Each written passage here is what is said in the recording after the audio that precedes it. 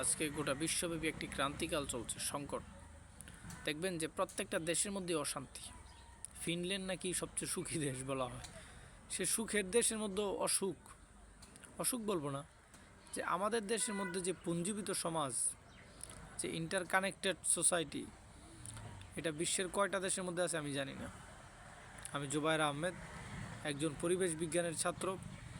পরিবেশ বিজ্ঞান নিয়ে গবেষণা করছি, পরিবেশের ভারসাম্য এবং ভারসাম্যহীনতা নিয়ে গবেষণা করছি, balance and imbalance in the light off the religion, ধর্মীয় আলোকে।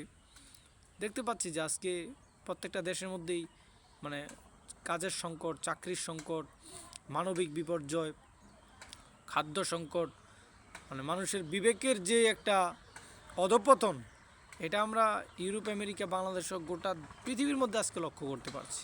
এটা নিয়ে কেউ কথা বলেন, কারণ পরিবেশ বিজ্ঞানের যোগ্যতাই তো নাই তাদের। এই সমস্ত